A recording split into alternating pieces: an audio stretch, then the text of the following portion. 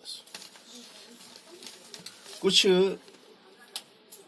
Simplify question, कुछ प्रश्न हैं गणित के जिन्हें हमें सरल करना है। सिंप्लीफाई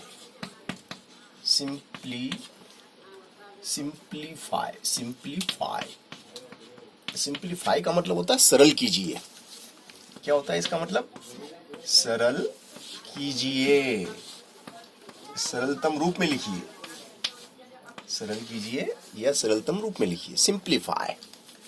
अब जैसे कि पहला ही प्रश्न है आपका, इसने दिया है कि 2 की घात 2/3 फिर डॉट प्रोडक्ट 2 की घात 1/3। अब इसको हमें सिंप्लीफाई करना है। क्या करना है? सिंप्लीफाई। 2 की घात कितनी है? 2/3। 2 के माथे पे जो लिखा रहता है वो उसकी घात कहलाता है। तो 2 की घात कितनी?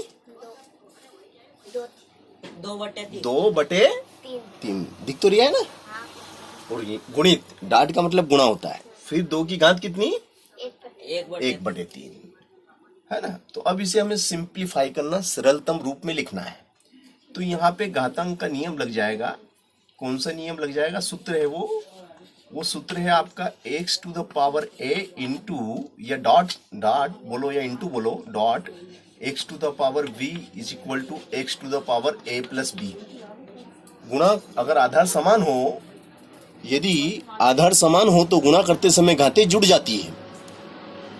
समझ रहे हो ना। तो अब यहाँ पे आधार समान है, ये भी 2 आधार और यहाँ पे भी आधार 2 है।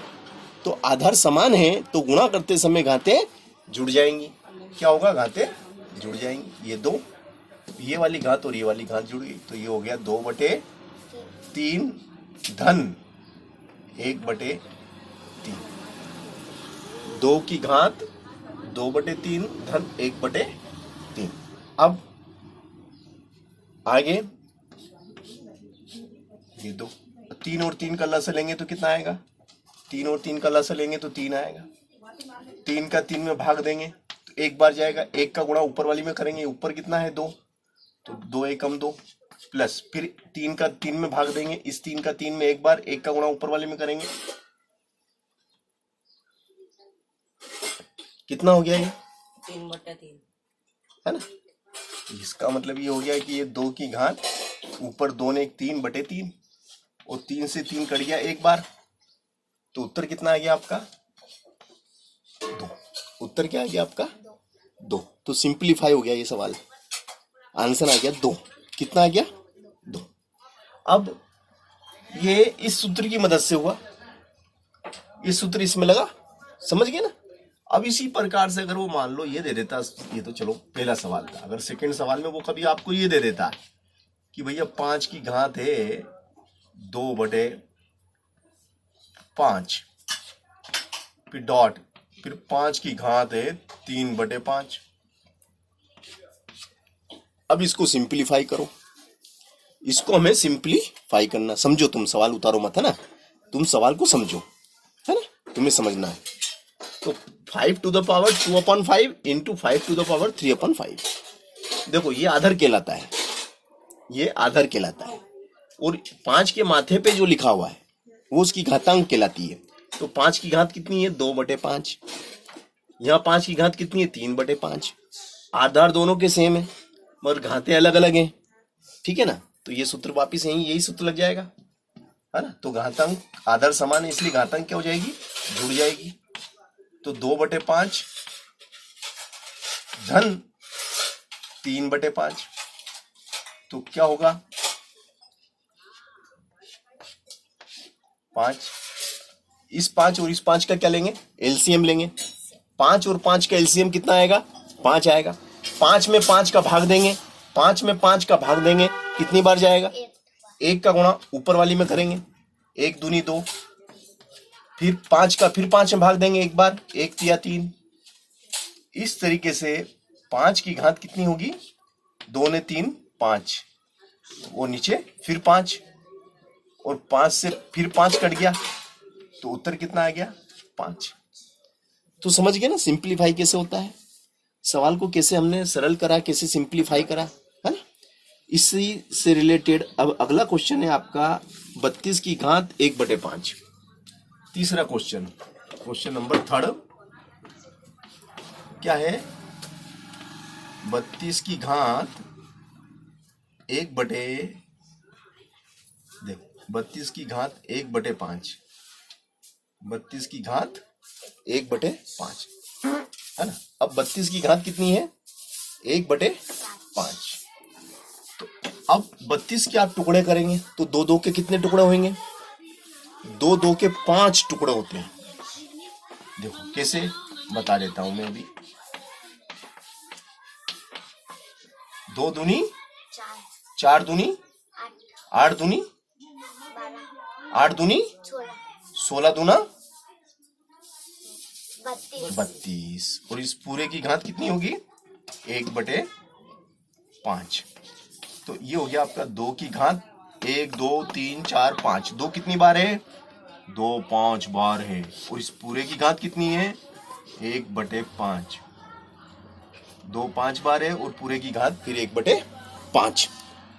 अब पावर टू पावर, घात पे घात है तो घातांकों का गुणा हो जाता है, तो 2 की घात 5 का गुणा 1/5 में हो गया, और ये 5 से ये 5 कट गया, उत्तर आ गया आपका 2। पावर टू पावर, घात पर घात का गुणा होता है, तो उत्तर आ गया 2। समझे कि नहीं, है ना। अब चलो इसी प्रकार से अगला क्वेश्चन अपन लेते हैं और उसको सिंप्लीफाई करते हैं। देखो अगला क्वेश्चन को अपन, चलो अगले क्वेश्चन में अपन लेते हैं, जैसे कि मैंने लिया, मान लो मैंने लिया 512, है ना। 512 की घात मैंने लिख दी 1/9। क्या लिख दी मैंने, 1/9। अब 512 है, अब मैं 512 के पहले तो टुकड़े करता हूं। देखो लसा निकालते, 512 का क्या निकालते हैं अपन, लसा निकाल के देखते हैं भैया, 2 से देते हैं। 2 का पाड़ा बोलो कि 5 से ज्यादा नहीं होना चाहिए, 2 दूनी 4, 2 दूनी 4, है ना। कितना बचेगा, कितना बचेगा, एक इसको दे दिया, कितना हो गया, तो 2 पंजे 10, 2 पंजे 10। अब 11 में से 10 गया तो 1 बचा, 1 इसको दे दिया, तो 2 छंग 12। चलो फिर 2 से, 2 एकम 2, 2 दूनी 4, 5 में से 4 गया तो 1 बचा, इसको दिया, 2 अठी 16। फिर 2 से, 2 छंग 12, 2 चौक 8। फिर 2 से, 2 तिया 6, 2 दूनी 4, है ना। फिर 2 से, 2 एकम 2, 1 इसको दिया, 2 छंग 12। फिर 2 से, 2 अठी 16। फिर 2 से, 2 चौक 8। फिर 2 से, 2 दूनी 4। फिर 2 से, है ना। फिर 2 से देंगे, 2 एकम 2, 2 एकम, तो 2 के कितने हुए, देखो 1 2 3 4 5 6 7 8 9, 2 के कितने हुए, तो 2 की घात 9, और इस पूरे की घात 1/9। 2 की घात 9, फिर उस पूरे की घात 1/9, है ना। अब घात पे घात का क्या होता है, गुणा, घात पे घात का गुणा, तो 2 की घात 9 का गुणा हो जाएगा 1/9 में, और 2 से 9 से 9 कट गया, तो उत्तर कितना आ गया आपका, 2। उत्तर कितना आ गया, 2। इस तरीके से ये सवाल को हमने अंजाम तक पहुंचाया, ठीक है ना। अगला क्वेश्चन इसी टाइप का हम लेते हैं, और है ना घातांक के नियम वाले क्वेश्चन हम लेते हैं। जैसे कि मान लो मैंने लिया, यहाँ पे मैंने लिया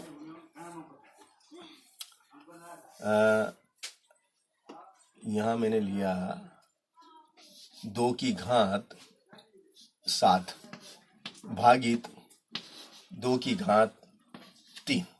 अब ये सवाल है हमारा, क्या सवाल है हमारा, 2 की घात 7 भागित 2 की घात 3, है ना। तो यहाँ पे वही है ना, यहाँ पे हमारा वापिस क्या नियम लगेगा, सूत्र हमारा क्या है, सूत्र क्या हमारा सूत्र है x to the power a भागित x to the power b, है ना। यदि आधार समान हो, ये भी x और ये भी x, ये भी 2 ये भी 2, तो आधार यहाँ पे भी समान यहाँ पे भी समान, घातें अलग अलग हैं, तो आधार समान हो और संख्याएं बटे में हो या भाग में हो तो ऊपर वाली घात में से नीचे वाली घात घट जाती है। तो ये हो जाएगा x to the power a minus B, क्या हो जाएगा ये x to the power a minus B. तो ये सूत्र यहाँ पे लग जाएगा 2, और ये बड़ी घात में ऊपर वाली घात में से नीचे वाली घात घट जाएगी, और इस प्रकार से हम देखते हैं कि 2 की घात 7 में से 3 गया तो 4, और 2 की घात 4 का मतलब कितना होता है 16। 2 की घात 4 का मतलब 16 कैसे होता है, 2 को 4 बार कर लो, 2 को 4 बार, 2 दूनी 4, 4 दूनी 8, 8 दूनी 16, समझ गए ना। 2 की घात 4 का मतलब 16 होता है, कैसे हुआ मालूम पड़ गया। चलो नेक्स्ट क्वेश्चन हम लेते हैं। चलो अब अगला क्वेश्चन हम लेते हैं, जैसे 3 की घात 9 भागित 3 की घात हमने लिया 5, हमने 5 लिया, 3 की घात 5। अब इसको हमें सरल करना है, 3 की घात 9 भागित 3 की घात 5। अब इस सवाल को कैसे सरल करना है, वेरी सिंपल, वापिस यही सूत्र लग जाएगा, है ना। आधार समान है और संख्याएं भाग में या बटे में है, तो घातें घट जाएगी, 9 में से 5 घट जाएगा, बड़ी घात में ऊपर की घात में नीचे घात घट गई, 9 में से 5 गया तो 4। अब 3 को 4 बार लिख लो आप चाहो तो कितना हो जाएगा, 3 तिया 9, 9 तिया 27, 27 तिया 81, 27 तिया 81। तो इस तरीके से इस सवाल का उत्तर हो गया। तो भाग गुणा और पावर टू पावर, घात पे घात हो तो क्या करेंगे, है ना, तो वो भी मैंने आपको बताया, ठीक है ना। और चाहो तो आप अगला क्वेश्चन ले लो, अगले क्वेश्चन में आप ले लो, जैसे कि मैंने ले लिया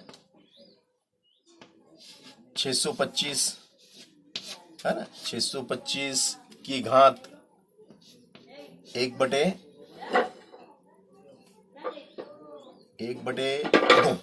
कितना ले लिया मैंने, 1/2, 625 की घात 1/2, 625 की घात 1/2। अब 625 के पहले तो हम एलसीएम निकालेंगे, 625 के क्या निकालेंगे, एलसीएम, अभाज्य गुणनखंड याद करेंगे, है ना। तो इसके अभाज्य गुणनखंड क्या होंगे, देखो 625 का अभाज्य गुणनखंड अभी निकाल लेते हैं, है ना, 625 के अभाज्य गुणनखंड अभी निकाल लेते हैं। देखो जैसे कि आपका ये 625 है, ठीक है ना, अभी 625 है, तो आप पहले तो इसको 5 से देंगे, 5 एकम 5, है ना, 6 में से 5 गया तो 1 बचा, इसको दे दिया, 5 दूनी 10, 2 बचे इसको दे दिए, तो 5 का 25, फिर 5 से, 5 दूनी 10, 2 इसको दिया, 5 का 25, फिर 5 से, 5 का 25, फिर 5 से, 5 एकम 5, 5 के कितने टुकड़े हुए, 4। तो अपन ये लिख देंगे 5 की घात कितनी, बोले 4, 5 की घात कितनी 4, और इस पूरे की घात कितनी 1/2, 5 की घात 4 और उस पूरे की पावर है ऑलरेडी 1/2 पहले से ही है। अब पावर टू पावर, घात पे घात का क्या होता है, बोले गुणा, तो 4 का गुणा किस में हो जाएगा, 1/2 में, फिर 2 से कट गया, 2 दूनी 4, 2 दूनी 4,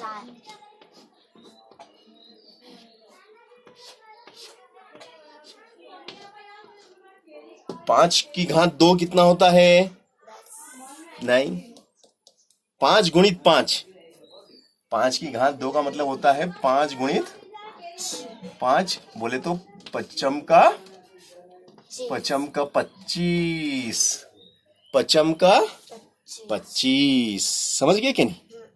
तो इस तरीके से आप घातांक के नियमों का उपयोग करके समस्याओं का निराकरण कर सकते हैं, समस्याओं को हल कर सकते हैं, है ना। ये सवाल, घातांकों के नियम के सवाल किस प्रकार से हमें करना है, ये आपको मैंने बताया, है ना। अब थोड़ा सा अलग हटके हम सवाल अब कर रहे हैं, थोड़ा सा दूसरे टाइप के सवाल कर रहे हैं हम, है ना।